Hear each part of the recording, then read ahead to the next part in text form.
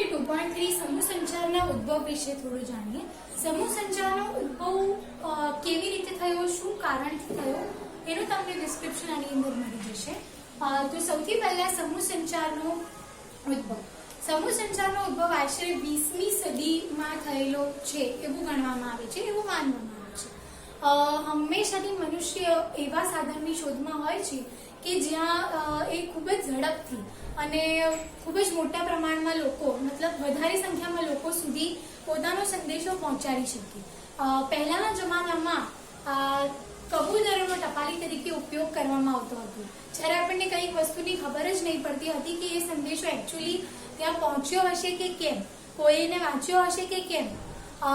પરંતુ હવેના સમયમાં જોવા જઈએ તો હમણાં વોટ્સએપમાં આપણે કોઈ એક મેસેજ કરીએ છીએ તો એના માટે ખાલી એક બ્લુ ટિક હોવી જ અનિવાર્ય છે. એ બ્લુ ટિક આવી જાય એટલે આપણને ખબર પડી જાય છે કે સંદેશો એના સુધી પહોંચ્યો છે કે કેમ. કાગળ અને પ્રિન્ટિંગની શોધ અને પાછળથી સમાચાર પત્રોની શોધ એ સમૂહ સંચારનું સૌથી પહેલું પગથિયું બન્યું. તેના પછી 1835માં સાંકેતિક ચિહ્નો દ્વારા સંચાર શક્ય બન્યું કે જેનાથી વધારે ને વધારે લોકોને મેસેજ પાસ થઈ શકે એના માટે સાંકેતિક ચિહ્નોનો ઉપયોગ કરવામાં આવ્યો, જે સમૂહ સંચારનું બીજું પગથિયું બન્યું. ત્યારબાદ 1876માં એલેક્ઝાન્ડર ગ્રેહામ બેલે વાયરના ઉપયોગ દ્વારા માનવ અવાજને વધારે સંખ્યામાં લોકો સુધી પહોંચાડવા માટે વાયરનો ઉપયોગ કરીને માનવ અવાજના થ્રુ મેસેજ પાસ કર્યો. દેન 1901માં માર્કોનીએ રેડિયોની શોધ કરી. રેડિયોની શોધ દ્વારા સમૂહ સંચારમાં અને વધારે ને વધારે લોકો સુધી સંદેશા પહોંચાડવામાં ખરેખરી સફળતા પ્રાપ્ત થઈ. ત્યારબાદ 1947માં ટ્રાન્ઝિસ્ટરની શોધે રેડિયોને મેસેજ પાસ કરવા માટે અને વધારે લોકોને સંદેશા પહોંચાડવા માટેનું સૌથી લોકપ્રિય માધ્યમ બનાવી દીધું. અને હવે આજે ટીવી જે ધ્વનિ અને ચિત્રો બંને થ્રુ મેસેજ પાસ કરી શકે છે કે જેનાથી વધારે ને વધારે દર્શકો સુધી આપણે આપણો જે પણ મેસેજ છે એ પહોંચાડી શકીએ છીએ. જ્યારે આપણે કોઈ વ્યક્તિને મળીએ છીએ અને તેની સાથે આમને સામને વાત કરીએ છીએ ત્યારે તે આમને સામને થતું સંચાર છે, 1-to-1 કમ્યુનિકેશન. પરંતુ જ્યારે આપણે ટેલિવિઝન જેવા માધ્યમોની ચર્ચા કરતા હોઈએ ત્યારે તેમાં આમને સામને સંચાર થવો પોસિબલ નથી. ટીવીની અંદર બેઠેલો અભિનેતા કે અભિનેત્રી સામે બેસેલા દર્શકને જોઈ શકતા નથી, ફક્ત દર્શક જ અભિનેતા કે અભિનેત્રીને જોઈ શકે છે. તો તેને આમને સામને થતું સંચાર કહી નહીં શકાય. તેમાં ઘણી ખરી સંખ્યામાં દર્શકો હોય છે. નેક્સ્ટ જો હું તમને કહું તો સમાચાર પત્રો એ સમૂહ સંચાર માટેનું સૌ પ્રથમ પગથિયું હતું. સમાચાર પત્રોથી જ પહેલાના જમાનામાં કે સૌથી પહેલું એમ કહીએ તો ચાલે કે સમાચાર પત્રો સિવાય બીજું કંઈ નહીં હતું, ન રેડિયો ન ટેલિવિઝન.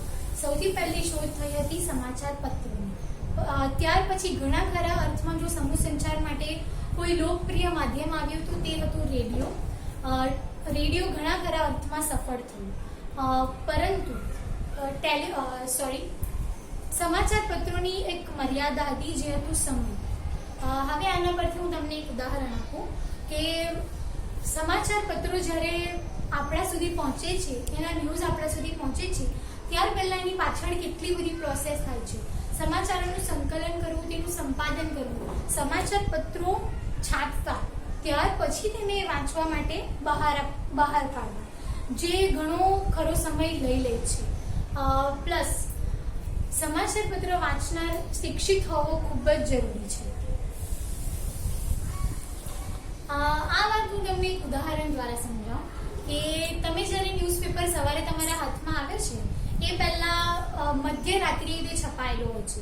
હવે ધારો કે મધ્યરાત્રિ પછી જો કોઈ દુર્ઘટના બને છે કે જેના સમાચાર છાપવા ખૂબ જ જરૂરી છે, તો બીજા દિવસે જે સમાચાર પત્ર તમારા હાથમાં આવ્યું છે એની અંદર મધ્યરાત્રિ પછી થયેલી ઘટનાનો કોઈ જ ઉલ્લેખ હશે જ નહીં, જે આપણને સમાચાર પત્રો દ્વારા નથી ખબર પડી શકતી. હવે આપણે જોઈશું 2.4 કાગળ. કાગળની શોધ એ સમૂહ સંચારના માધ્યમમાં એક ક્રાંતિકારી ઘટના હતી. કાગળની શોધ થયા પહેલા તામ્રપત્ર, પથ્થર, ચામડું વગેરેનો કંઈક પણ વસ્તુ લખવા માટે એનો ઉપયોગ થતો હતો. ઈસવીસન 105માં સૌ પ્રથમ કાગળ યુઝ કરવાનો શ્રેય એક ચીનીને જાય છે. શું તમે કાગળ વગરની દુનિયાની કલ્પના કરી શકો ખરા? આજે દરેક વસ્તુ કાગળ પર આધાર રાખે છે. તમે જે પણ વ્યવસાયમાં છો કાગળનો ઉપયોગ તો તમે કરો જ છો. ઇવન તમારી ઉત્તરવહીઓ, તમારું બુક્સ, તમારું રિઝલ્ટ બધું કાગળ પર જ હોય છે. ઇવન રેલવે, વિમાનની મુસાફરી માટે પણ જે તમે ટિકિટ ખરીદો છો એ પણ કાગળ પર જ આધારિત છે. શું તમે કાગળ વગર ના રસ્તા પરના હોર્ડિંગ્સ, દિવાલ પર ચોંટાડવામાં આવેલા પોસ્ટરો એની કલ્પના કરી શકો ખરા? હવે આપણે મુદ્રણ વિશે જોઈએ. આશરે 1439માં જોહાનસ ગુટેનબર્ગે મુદ્રણની શોધ કરી. મુદ્રણની શોધ થતાં જ સંચારની જે વિકાસ ગતિ હતી એની અંદર ઘણા ખરા ક્રાંતિ આવી. જ્ઞાન અને માહિતી જે અત્યાર સુધી ફક્ત ઉચ્ચ વર્ગના વર્ચસ્વમાં હતી એ સામાન્ય માણસ માટે પણ ઉપલબ્ધ થઈ. જે દ્વારા બે કઠણ આવરણની વચ્ચે છપાયેલ સામગ્રી એ સમૂહ સંચારની વિકાસ ગતિમાં ઘણો મોટો ફાળો આપ્યો. શાળા અને કોલેજોના વિદ્યાર્થી જે પુસ્તકો વાંચવા તો માંગતા હતા પણ ખરીદી શકતા ન હતા, તો મુદ્રણ એમના માટે ખૂબ જ વરદાન રૂપ સાબિત થયું છે. હવે આપણે લાસ્ટ પોઈન્ટ પર છીએ. 2.6 સમૂહ માધ્યમોના અલગ અલગ પ્રકાર, જેની અંદર આપણે આટલા પ્રકાર જોવાના છે. સમાચાર પત્ર અને પત્રકારત્વ. સમાચાર પત્ર વિશે આપણે જોયું. અને પત્રકારત્વ એટલે શું? પત્રકારત્વ એટલે જર્નાલિઝમ, જે સમાચારોનું સંપાદન કરે છે, તેનું સંકલન કરે છે અને ધેન ન્યૂઝ આપણને પ્રોવાઈડ કરે છે. સેકન્ડ, વાયરલેસ સંચાર. વાયરલેસ સંચારનું એક ઉત્તમ ઉદાહરણ હું તમને આપું તો હમણાં આપણે જેવી રીતે મોબાઈલથી એકબીજા સાથે કમ્યુનિકેટ કરી શકીએ છીએ એ વાયરલેસ સંચારનું એક શ્રેષ્ઠ ઉદાહરણ કહી શકાય.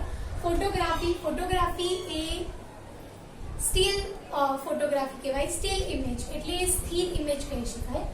ફોટોગ્રાફી પછી આવ્યું છે ફિલ્મ. ફિલ્મ એટલે શું? ફિલ્મમાં સ્થિર ઇમેજને ઝડપથી ફેરવી એક ફિલ્મ જેવું, મોશન પિક્ચર જેવું રેડી કરવામાં આવે છે, જેની અંદર આ બધા જ માધ્યમોમાં ઘણી ખરી અત્યાર સુધીમાં ક્રાંતિ આવી ગઈ છે. દેન છે રેડિયો, ટેલિવિઝન અને ન્યૂ મીડિયા. આ ત્રણેય અત્યાર સુધી પ્રચલિત છે એવા સંચારના વિવિધ માધ્યમો છે. લાસ્ટ આવે છે પરંપરાગત માધ્યમ. પરંપરાગત માધ્યમ એટલે ટ્રેડિશનલ મીડિયા, જે આપણા ભવ્ય વારસાનો એક ભાગ છે. એની અંદર સ્ટ્રીટ થિયેટર, શેરીઓમાં ભજવાતા નાટકો વગેરેનો સમાવેશ થાય છે. એની અંદરનું એક સૌથી વધારે પ્રચલિત અને લોકપ્રિય માધ્યમ છે એ છે કઠપૂતળીના ખેલ. એનો એક ડેમો છે જે હું તમને બતાવું છું. આવી રીતે કઠપૂતળીના ખેલ અલગ અલગ એના હાથ અને બધું શણગારવામાં આવે છે અને વિવિધ આંગળીઓ ઊંચી કરીને એના થ્રુ એ લોકોને મૂવ કરાવવામાં આવે છે. તો અહીંયા આપણે સમૂહ સંચાર વિશે ઘણું ખરું બ્રીફમાં જોઈ લીધું. તમને આ વિશે કોઈ પણ કમ્પ્લેન હોય કે કોઈ પણ સજેશન હોય તો પ્લીઝ કમેન્ટ બોક્સમાં સજેશન અને કમેન્ટ્સ મૂકવા વિનંતી.